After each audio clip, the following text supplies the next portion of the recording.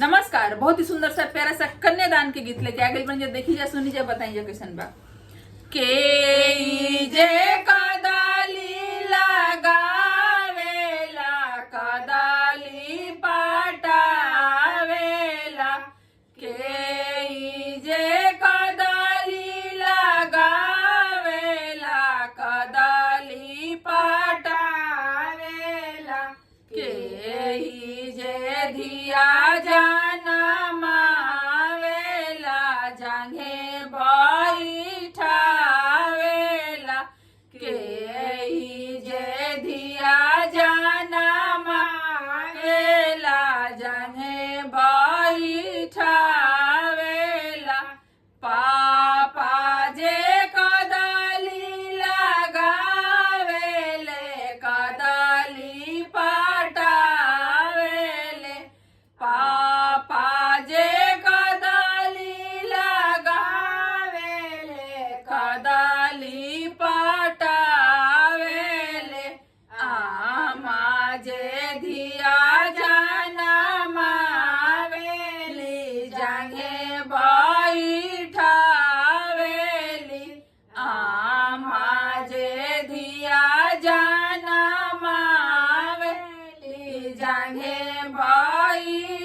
बैठावेली, के जे धियावा निकाले जैसे रे जाला माछर, के जे धियावा चोरावे जैसे रे घीवा गागर, के जे धियावा निकाले जैसे रे जाला माछर, के जे धियावा चोरावे जैसे रे घीवा गागर, पापा जे धियावा निकाले जैसे रे जाला माछर, पापा जे धियावा जो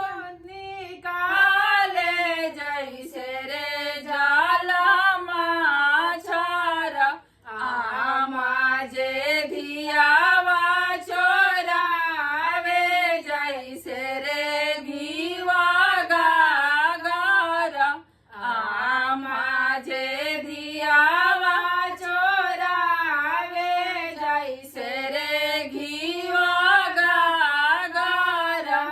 धन्यवाद। गाना कैसा लगा कमेंट में करके बताई जा, कमेंट करके बताई जा।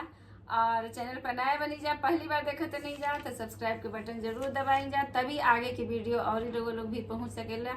और हमने की वीडियो को लाइक करी जा और शेयर भी करी जा। धन्यवाद।